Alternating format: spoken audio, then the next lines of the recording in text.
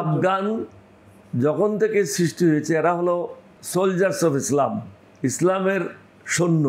এবং আখেরি জমানায়ও শেষ মুহূর্তে আফগানিস্তানের লোকেরা কালো পতাকা নিয়ে ফিলিস্তিনে যাবে। সৌদি আরব এবং পাকিস্তানের যে সমর চুক্তি হয়েছে, এটার তাৎপর্য কি আপনার দৃষ্টিতে? বাংলাদেশের সাথে এর কোনো সম্পর্ক নেই, এটা তাদের দুই দেশের ব্যাপার। বাংলাদেশ যদি অন্তর্ভুক্ত হতো তাহলে আমি বলতাম যে এটার সম্বন্ধে কি হবে না হবে সেটা বলতাম। এটা ছাড়া বাংলাদেশের কোনো সম্পর্ক নেই। তবে আমি আশা করি আস্তে আস্তে আস্তে আস্তে মুসলমানদেরকে বুঝতে হবে পৃথিবীর 3/2 সম্পদের মালিক হলো মুসলমানেরা, আর মার খাচ্ছেও মুসলমানেরা। এটা মুসলমানদেরকে অনুধাবন করতে হবে।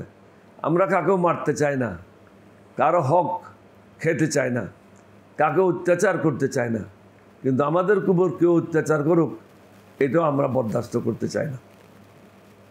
আমরা আমাদের মতো করে থাকতে চাই, এটা আল্লাহ রসুলের শিক্ষা। আমরা কারো ক্ষতি করতে চাই না। ভারত হোক, বার্মা হোক, নেপাল হোক, ভুটান হোক, যত ছোট দেশে হোক না কেন, আমরা কাউকে দখলও করতে চাই না, কারো কোনো জিনিসও চাই না। আমাদের মতো করে আমাদের দেশটা আমরা গড়ে তুলব, শুধু আমরা এটাই চাই। আচ্ছা, মানে মুসলিম কান্ট্রি হিসেবে এই চুক্তির প্রভাব কোনো দক্ষিণ এশিয়া বা বাংলাদেশে পড়বে কিনা?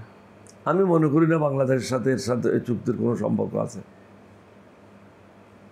আচ্ছা, তো এখানে আবার অনেকে বলে যে আমেরিকার একটা অলিখিত হাত আছে, যে সৌদি এবং তারা হয়তো আমেরিকার হাত দেখছে এই জন্য বলতে পারে, কারণ আমি তো আমেরিকার দালাল না।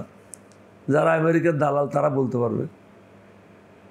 আচ্ছা, এরই মানে ঘেঁষাঘেঁষি মানে বিষয় যে আফগানিস্তানের বাগরাম এয়ারপোর্ট আবার আমেরিকা দখল করতে যাচ্ছে, হুমকিও দিয়েছে।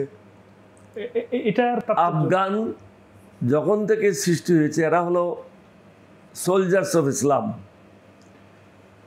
ইসলামের সৈন্য। এবং আখেরি জমানায়ও শেষ মুহূর্তে আফগানিস্তানের লোকেরা কালো পতাকা নিয়ে ফিলিস্তিনে যাবে। এটাই হলো কোরআনের কথা, এটাই হলো হাদিসের কথা। দ্য সোলজার্স অফ ইসলাম, ইসলামের সৈন্য হলো আফগানিস্তান। এরা হলো যুদ্ধবীরের জাত। তাদেরকে এই যাবৎ পৃথিবী সৃষ্টি হওয়ার পর থেকে কেউ পরাধীন করে রাখতে পারে নাই। তাদের অর্থনীতি দিন দিন উপরের দিকে যাচ্ছে।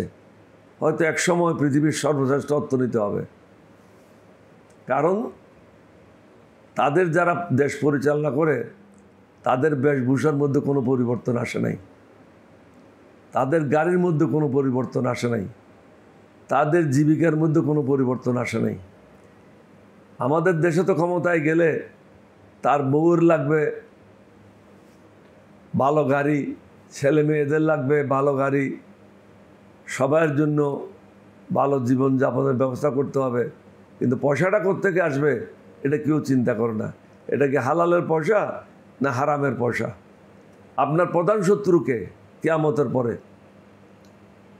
আল্লাহর সামনে যখন আপনি দাঁড়াবেন, আপনার প্রধান শত্রুকে আপনার স্ত্রী, আপনার ছেলে মেয়েরা। কারণ এরাই তো প্রথমে সাক্ষী দেবে। আল্লাহ জিজ্ঞাসা করবে, তোমার স্বামী চুরি করে টাকা নিয়ে আসছিল, তুমি দেখছো? প্রথম কে দেখে? বেগম সাহেবে দেখে, তারপরে কে দেখে? সুফল কে ভোগ করে? ছেলে মেয়েরা করে। একজন মন্ত্রী যখন চুরি করে সবচেয়ে প্রথমে কে জানে? তার প্রাইভেট সেক্রেটারি জানে। একজন মন্ত্রী তার প্রাইভেট সেক্রেটারি থেকে গোপন রেখে কখনো চুরি করতে পারবে না, দুর্নীতি করতে পারবে না। এই জন্য অনেকে দুর্নীতিবাজ প্রাইভেট সেক্রেটারিদেরকে তালাশ করে বাইর করে, কারণ তাদের মাধ্যমে দুর্নীতিটা করে।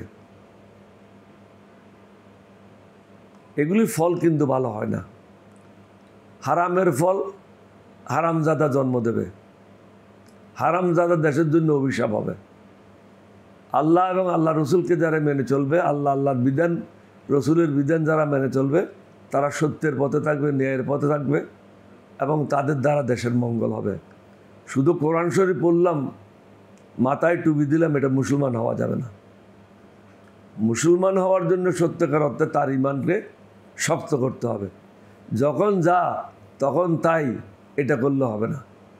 রামের সময় রাম, শামের সময় শাম, যখন যেদিকে সুবিধা হয় সেদিকে হাত মিলাবো, ক্ষমতায় যাব, এটা কোনো ইমানদার মুসলমানের লক্ষণ না।